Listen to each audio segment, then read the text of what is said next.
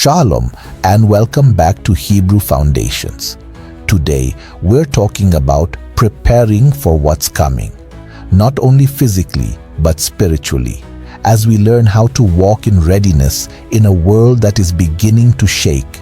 Before we begin, don't forget to like, comment, share and subscribe to help us spread this important message. A heartfelt thank you to those who continue to support this ministry. May Yahuwah bless you abundantly.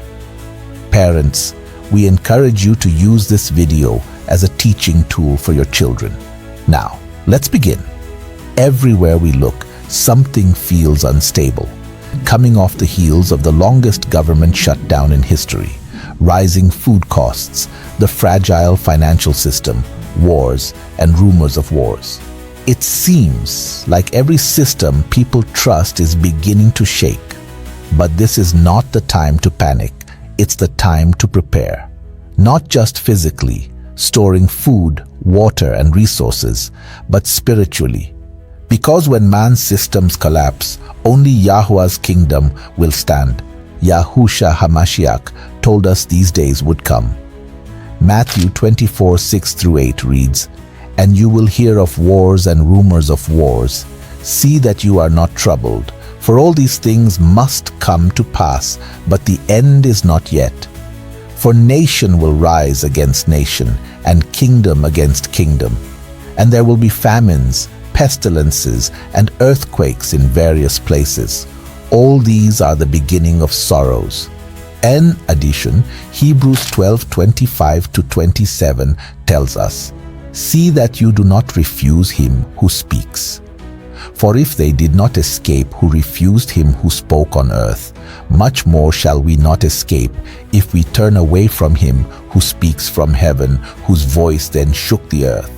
But now he has promised, saying, Yet once more I shake not only the earth, but also heaven." Now this, "yet once more," indicates the removal of those things that are being shaken, as of things that are made, that the things which cannot be shaken may remain. So if everything around us is shaking, the question is, what are we standing on? These government shutdowns and world crises are not random. They are part of a sublime shaking that separates dependence on man from faith in Yahuwah. When Babylon trembles, it exposes who we truly trust.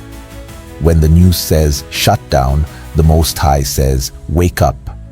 Yahuwah is calling his people to detach from false security, from the illusion that governments, banks, or systems can save us.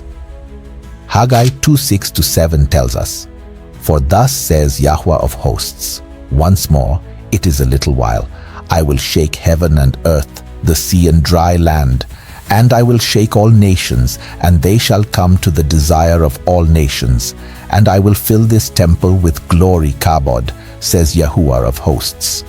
Revelation 18:4 warns us saying, "And I heard another voice from heaven saying, Come out of her, my people, lest you share in her sins, and lest you receive of her plagues." Every shaking is a mercy. It's Yahuwah giving us time to come out from the world system before it collapses completely. So there's nothing wrong with being wise. Yes, store food, learn skills, have a plan for your household. But true preparation begins with alignment. In Hebrew, the word for prepare is kun, H3559 in the Strong's Concordance. It means to be firm, be stable, be established, or foundation. To set something firmly in place, either physically or with words. The Hebrew letters and their pictographs are kaf, represented as an open hand, meaning to tame, to subdue, to be shaped or molded. Waw, represented as a nail or tent peg, meaning to be anchored or securely fastened.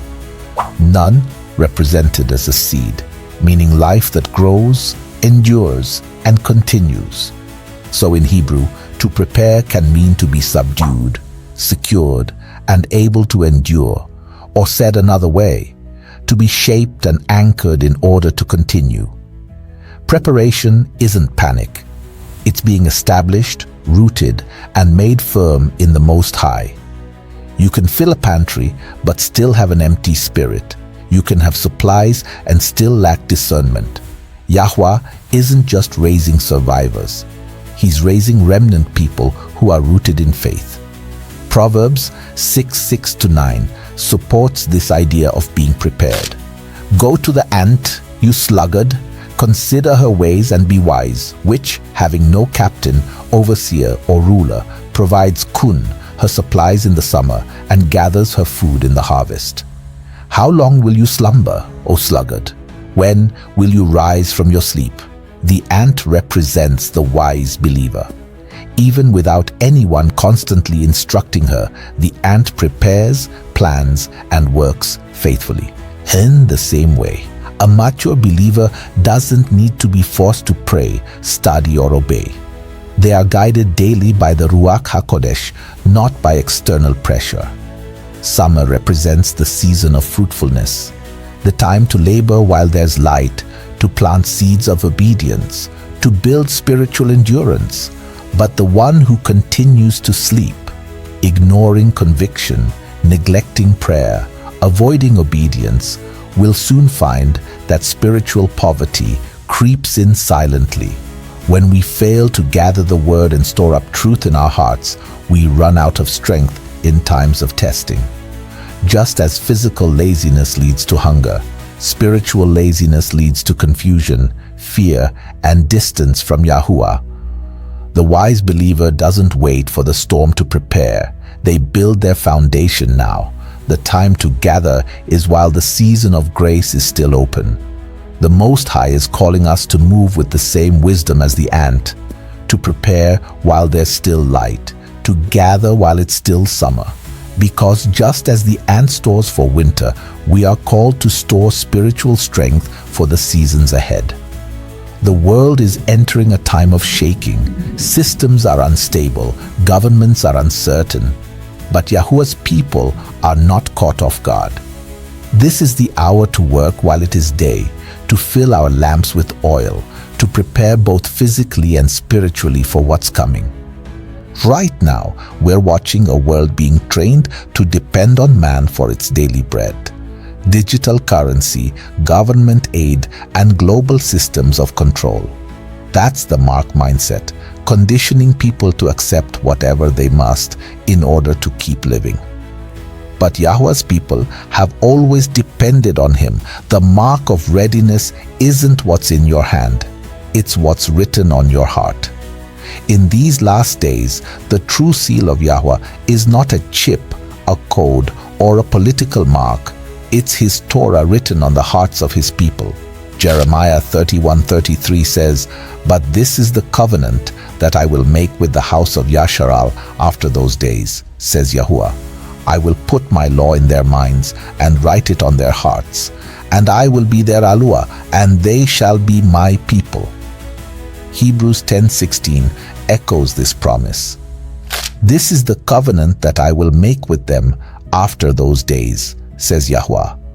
I will put my laws into their hearts, and in their minds I will write them." Ezekiel 36:26-27 declares, "I will give you a new heart and put a new spirit within you. I will take the heart of stone out of your flesh and give you a heart of flesh. I will put my Ruach within you and cause you to walk in my statutes, and you will keep my judgments and do them."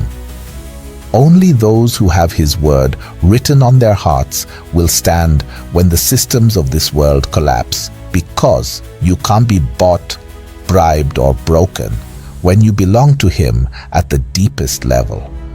The beast is looking for a mark to prove allegiance, but Yahuwah is looking for hearts that prove obedience. Before the first Exodus, Yahuwah told his people to prepare, not with fear, but with obedience. He said in Exodus 12, "Eat Yahuwah's Passover in haste." They didn't wait for Pharaoh's permission. They listened to Yahuwah's instruction. They packed, they marked their doors, and they trusted him to deliver them. Family, we are in that season again. The Most High is calling his people out of dependence on Egypt's systems, spiritually first and soon physically. And the prophet spoke of this moment long ago, Isaiah 26:20-21. Come, my people, enter your chambers and shut your doors behind you. Hide yourself, as it were, for a little moment until the indignation is past. For behold, Yahuwah is coming out of his place to punish the inhabitants of the earth for their iniquity. The earth will also disclose her blood and will no longer cover her slain. This time, the Exodus won't be just one nation leaving another. It will be hearts leaving Babylon, minds detaching from fear, and a remnant being gathered from every corner of the earth.